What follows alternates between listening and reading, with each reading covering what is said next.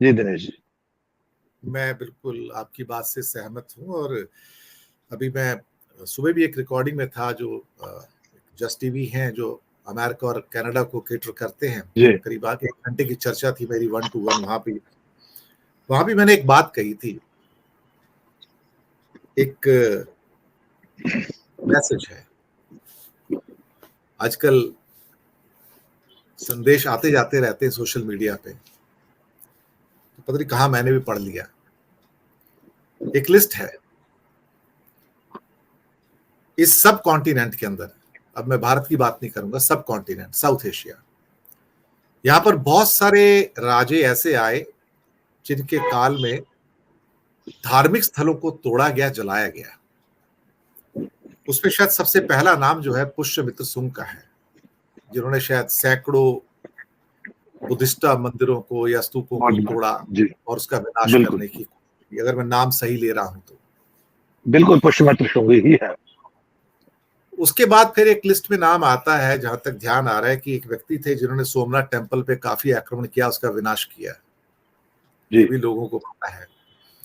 बिल्कुल। फिर ये भी काफी पॉपुलर है कि औरंगजेब के समय मुगलों में हिंदुस्तान के अंदर सैकड़ों धार्मिक स्थलों को, खासतौर से मंदिरों को जलाया गया, तोड़ा गया, ध्वस्त किया गया। ये जी इतिहास का एक हिस्सा है। मैं ये नहीं कहूंगा कि पुष्यमित्र सुंग ने खुद तोड़ा है, मैं ये नहीं कहूंगा कि औरंगजेब ने खुद तोड़े, उनके राजकाज में तोड़े गए एक्चुअली वो, या जलाए गए। बिल्कुल ठीक। उस लिस्ट में एक नाम और भी है जिसका नाम नरेंद्र दामोदर दास मोदी है, कि इनके कामकाज के काल में, राजकाज में, मणिपुर के अंदर 250 से ज्यादा चर्च जलाए गए और तोड़े गए। अच्छा तो नहीं लगा कि मोदी जी को औरंगजेब के समकक्ष रखा या पुष्यमित्र सुंग के समकक्ष रखा, पर कहते हैं इतिहास लिखा नहीं जाता, इतिहास लिखा जा चुका है, बन चुका है। कभी कभी ऐसा लगता है कि 2002 का तो कलंक माथे से मिटा नहीं था, 2023 का कलंक और लग गया, और इस कलंक में 250 चर्च की जो लिस्ट है वो भी आ गई। इसलिए आरएसएस के कई फंक्शनरी, अखबारों में रिपोर्ट आई है, एक बहुत महत्वपूर्ण व्यक्ति से पूछा गया, 250 से ज्यादा चर्च जला दी आपने तो वहां पर? बोलता नहीं उसकी बात मत करो, वो सब ये उसको जाने दो, उसको भी तुम। पर इतिहास तो बन गया ना सर, हमारे महामानव उस लिस्ट में आ गए सर। मुझे दुख हुआ कि एक इस लिस्ट में एक ऐसे व्यक्ति का नाम भी आया जो 21वीं सदी में भी ये काम उसके राज में हो गया। करवाया नहीं गया, मैं नहीं कहूँगा, हो गया। किसने जी किया खुदा जाने, लेकिन अल्टीमेटली इतिहास में ये तो अंकित हो गया ना कि इनके राजकाज में ही हुआ ना। छोटी सी टिप्पणी बिल्कुल। चाहूंगा, फिर अगले पे आता हूँ।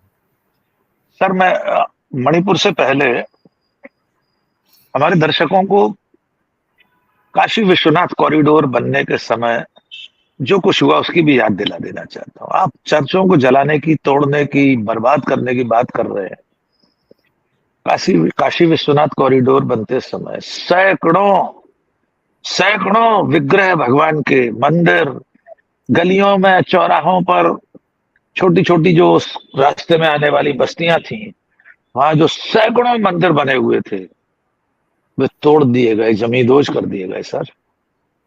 उनके ढेर, मतलब भगवान शंकर का शिवलिंग, गणेश जी की मूर्तियां, क्या नहीं वहां सड़कों पर, नालियों में कचरे के ढेर में पड़ा था। कोई भी सर्च करेगा तो तब हिंदू धर्म के जी ठेकेदारों को दर्द नहीं हुआ था सर?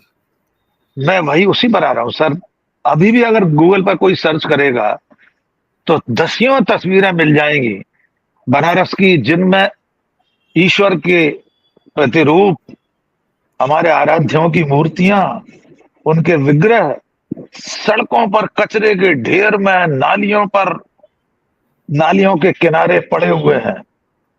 लेकिन हिंदू धर्म ध्वजा धारक उस वक्त खामोश रहे, क्योंकि माननीय मोदी जी कॉरिडोर बना रहे थे, बहुत सुंदर। मंदिरों को टूरिस्ट प्लेस बना दिया गया है, वे कोई पूजा अर्चना आराधना का स्थान नहीं बचे हैं, चाहे महाकाल कॉरिडोर हो, चाहे काशी विश्वनाथ कॉरिडोर हो। और अब तो खबर यह आई है सैकड़ों मंदिरों के आसपास इस तरह के कॉरिडोर बनाए जा रहे हैं, बनाए जाने हैं। 2025 तक न जाने कितने मंदिरों के लिए इसका प्लान बन चुका है। तो मणिपुर में जो कुछ हुआ, वृंदावन में कॉरिडोर बन रहा है, वृंदावन कई बार देखा है, देख के आया था। उसके आसपास तो मेन टेम्पल के आसपास तो छोटे छोटे हजारों टेम्पल है सर, सैकड़ों टेम्पल है सर। बिल्कुल, तो वो सब टूटेंगे सर, और लेकिन कोई उफ नहीं कहेगा, कोई उफ नहीं बोलेगा। तो इस दौर में जब बहुसंख्यक हिंदू समाज धार्मिक कट्टरता की आंखों पर पट्टी बांधे हुए है, तो उसे मणिपुर कहां दिखाई देगा जब उसे बनारस नहीं दिखा। उसके 4 कदम दूर, उसकी नाक के नीचे सैकड़ों मंदिर तोड़ दिए गए।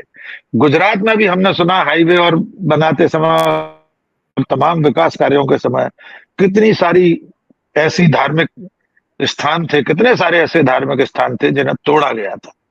लेकिन वो सब माननीय मोदी जी कर रहे हैं, उनके अमृतकाल में हो रहा है, उनकी सरकार कर रही है, तो कोई उफ करने को तैयार नहीं है।